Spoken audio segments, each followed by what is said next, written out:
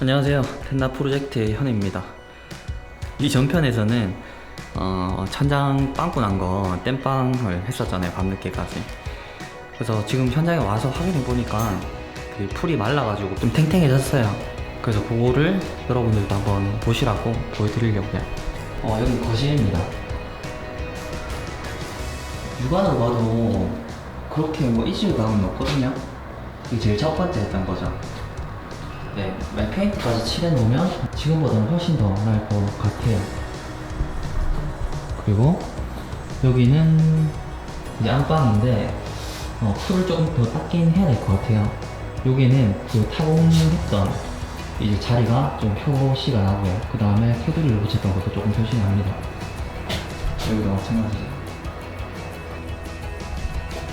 오늘은 뭐 저거를 할 건 아니고요. 이제 도장을 해야 되는데 그냥 바로 이 상태에서 이제 도장을 한다고 해가지고 도장이 이쁘게 되는 게 아니에요. 뭐 예를 들어서 여기도 지금 칠을 할 거지만 샌딩, 사포질을 해줘야지 이제 매끈하게 잘 들어갈 거고요. 그리고 이런 거 같은 것도 보수를 해줘야 돼요. 보수를 하는 동시에 이제 준비를 하는 거죠. 페인팅을 하기 전에.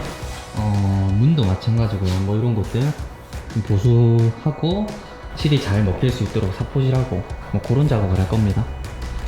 오늘 여자친구가 쉬는 날이라 가지고 데리고 왔어요. 둘이서 하면 아무래도 뭐 단순 노동 같은 경우에는 둘이서 하면 거의 2배로 된다고 보시면 돼요. 왜 따라와? 자, 자기야 설명을 들어봐봐. 이건가? 요것도 지금 이 상태로 만약에 그 페인팅하면 어떻게 되겠노? 이 모양 그대로 나오잖아. 그 이쁘게 나오려고 하면은 이런 걸 다 정리를 해줘야 돼.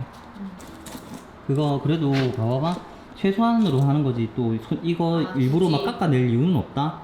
이렇게 뜯겨 있는 거 이런 거만 해. 근데 이렇게 하면 이렇게 뜯어지는 거. 반대쪽을 줘야 되겠다. 왜? 2개 다 껴라 그냥. 응? 2개 다 껴라 봉아. 2개 다 껴라. 아 왜냐면 이렇게 잡고 이렇게. 그래 그런 식으로 해도 되겠다.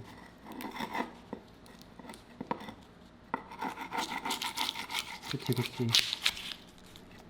이게 이런 식으로 돼 있잖아. 지금 턱이 져 있잖아. 이렇게.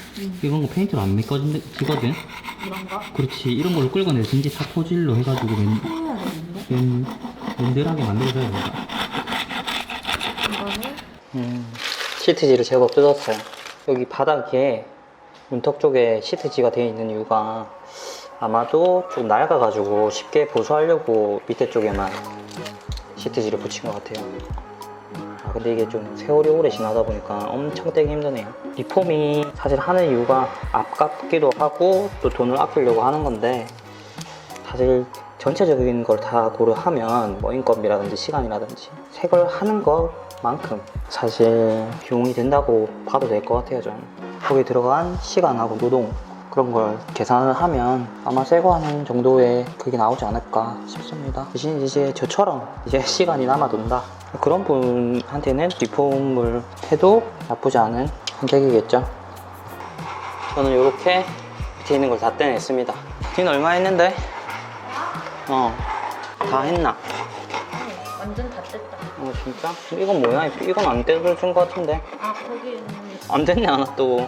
여자친구는 아직 시트지가 덜 떨어진 것 같아서 제가 뗐던 부분에 이제 사포질을 할 겁니다. 저는 이렇게 사각 사포를 구입을 했는데 번호가 작으면 작을수록 그 사포가 거칩니다. 80이 제일 거칠 거고 그 다음 120, 그 다음에 220 순으로 굽겠죠. 제일 강한 걸로 이렇게 사포질을 할 때 눈으로 보는 것보다 손으로 만져서 느껴봐야 돼요. 솔직히 욕심대로라면 완전 새 것처럼 만들고 싶긴 한데 그렇게 하면은 시간이 많이 걸리기 때문에 적당히 할 생각입니다.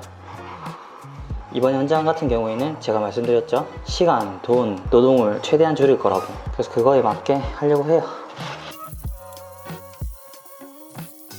여기 보이는 게 지금 눈으로 봤을 때는 색상 차이가 나가지고 칠해 놓으면 단차가 날 것 같지만 손으로 만졌을 때는 단차가 없거든요. 이런 건 없어요. 근데 손으로 만져서 있는 이런 단차 같은 경우에는 페인트를 칠하면 분명히 이 단차가 드러날 겁니다. 이거를 매끈하게 만들려고 하면 강한 퍼티를 이용하든지 또 빠데라는 게 또 따로 나와요. 폴리 빠데라는 게. 그거를 해서 모양을 만들어주고 옆면하고 동일하게 1대1로 갈아내주면 돼요. 근데 그것도 시간이 많이 걸려서 저는 생략합니다.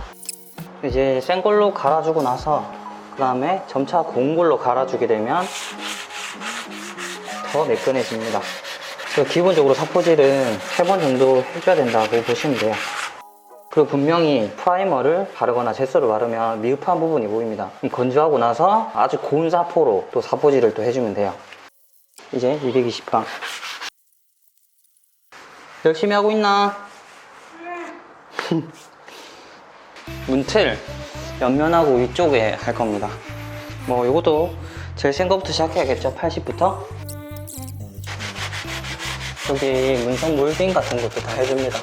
어쨌든 페인트 칠할 곳들은 뭐 벽지가 않는 이상 이렇게 다 해줄 거예요. 여기 문성 몰딩 요즘에 많이들 하시는 뭐 평 몰딩 뭐 이런 게 아니라 가지고 조금 일이 많아요. 하기도 좀 힘들고. 별거 아닌 것 같지만 이 사포질이 그 최종적으로 페인팅을 했을 때 퀄리티 차이가 어마어마하게 납니다. 여기 코너 부분을 잘해야 되는데 이 사각사포는 조금 힘들어요.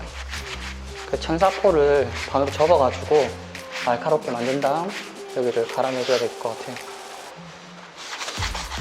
근데 지금 없다는 거.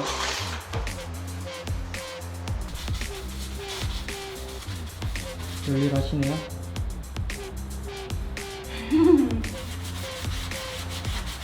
전등을 다 떼가지고 지금 많이 어둡습니다.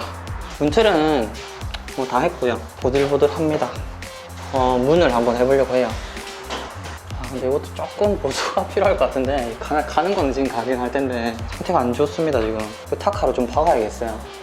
이 문이 제일 상태가 안 좋네. 지금 몰랐어. 근데 더 이상 돈 쓸 수 없는 상태다. 그래서 어떻게든 살려야 된다. 모터 있는 거 빼주고 걱정스러운 눈빛으로 보지마. 다 할 수 있으니까. 이렇게 못자국 나고 이런 거는 사포질로 이제 못을 떼내면은 원래 여기에 흠집이 났던 게 좀 밖으로 삐져나와요. 그런 거는 이제 사포질로 하면 좀 힘들었긴 한데 요거를 솔직히 좀 퍼펙트하게 만약에 빼고 싶다 그러면은 보수 퍼티를 해줘야 돼요. 그거는 뭐 이 정도까지 할지 안 할지는 잘 모르겠는데 일단은 뭐 할 것 같고, 그 다음에 움푹 패인 거 이것도 보수를 할 겁니다. 근데 제가 지금은 사포질만 할 거기 때문에 그거만 일단 해볼게요. 여러분들 샌딩을 이렇게 하는 거는 두 가지 이유예요. 하나는 페인트 칠했을 때 뭔가 이게 튀어나오거나 단차가 발생해서 못생겨지게끔 하는 요소들을 없애주는 것. 이제 두 번째는 페인트가 잘 접착이 되도록 이렇게 밑바탕 작업을 해주는 거예요. 이런 거 같은 경우 유광으로 마무리가 돼가지고 아무래도 코팅이 되어 있기 때문에 그냥 칠하면 좀 덜 붙어있을 확률이 높거든요. 뭐 그래도 붙긴 붙겠지만, 그래서 잘 붙으라고 해주는 것도 있습니다. 저는 문하고 문틀하고 싹 다 작업을 했어요. 220방까지 세 종류가 있는데 저는 120방까지 두 가지 종류로만 했습니다. 나머지 220방은 그 젯소를 칠해 놓고 미흡한 부분이 있을 때 거기에 220방으로 하려고 해요. 원래라면 더 높고 더 고운 사포로 해야 되는데 또 그럼 구입을 해야 되니까 저는 그냥 있는 걸로 어떻게든 뭐든지 해결을 해보려고 해요. 여자친구한테 한번 가볼까요? 뭐 어디 남았어? 여기하고 맨 밑에 여기 보면 색깔이 이렇게 돼요. 그치? 거기는 코팅되어 있는 게 안 벗겨져 있는 거고 네가 하는 데는 벗겨져 가지고 지금 먼지 같은 게 쌓여 있는 거고. 이거는 80방. 그치? 그 다음 이제 120방 남았어. 그치? 힘 주지 마. 손목도 아프고 굳이 그렇게 많이 갈아낼 이유도 없다. 요런데 창틀도 해야겠죠? 만져보면 거칠거칠해요.